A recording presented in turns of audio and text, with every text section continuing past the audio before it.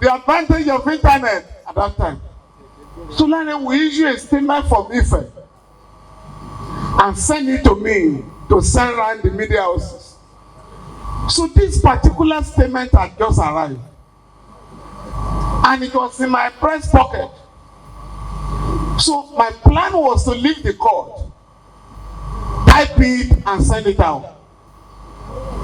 As I was leaving the court, I was arrested. So the statement, a serious exhibit, was in my pocket. So, but they were going to take me to Awolowo Road. But before then, they took me to the State Security Service office around the passport office in Ikeja. And in this office has a very heavy rug. So while they left me to think of what to do, I took out Lanre's press statement that would have put me in serious trouble and quickly buried it under the door. And that was what saved me on this occasion. It put me in trouble on other occasions, but that's just one of them.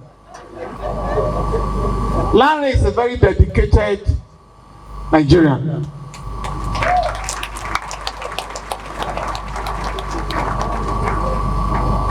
I can give that testimony anywhere. In the church, in the political terrain, or wherever. Because I've known him for not less than 40 years.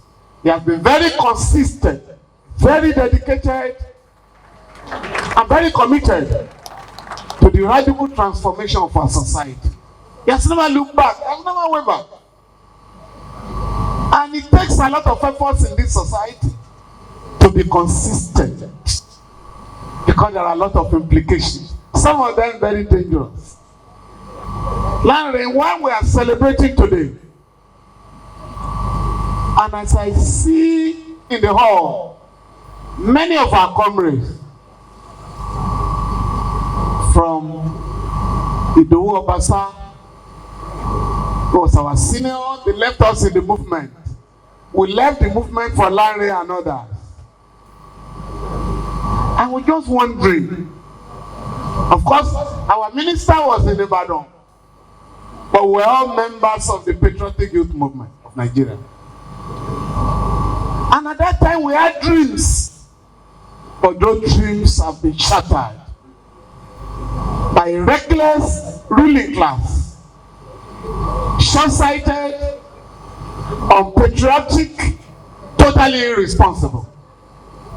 But Lanre, your task and mine, as we are honoring you today, as we are joining our club, is how do we redouble our efforts to ensure that we have a generation that will keep up the task of redeeming our country.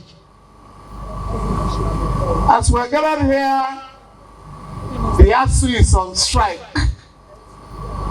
Lanre, during your time, it was unthinkable for university lecturers to be on strike for 8 months. But today, that is our fate. I'm not going to be tempted here to disclose to you the legal advice that I'm going to give to the ASUU members. That is guided by confidentiality. But I can assure all of us here that we are going to get to the end of this strike very soon. And I can also disclose to you that the struggle of ASUU is likely to be won or concluded outside the courtroom. That I can assure you. I also can say, without any fear of contradiction, that we may be talking of a number of hours, not days or weeks, that the strike will be concluded.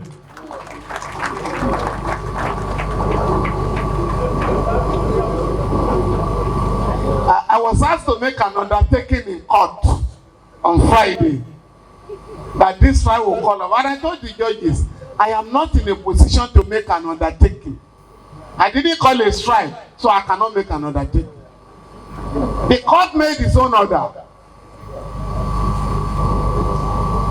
And it's one of those most troubling areas of legal practice for me. When a revolutionary lawyer is asked to give advice to striking workers to call off their strike, very difficult. Because you have to consider many areas. On one occasion, the late Chief Femi, and my humble self, spent 6 hours to convince the leadership of the Nigerian Labour Congress to call off a particular strike. 6 hours. And you know, Chief Femi played the first one when our comrades refused. If they want to jail us, let them jail us. And Gani said, come here, Adams. We are not going to be able to defend you in court, unless you can have an agreement today. But I can assure you, we are not likely to get to that level with respect to us. Lanre,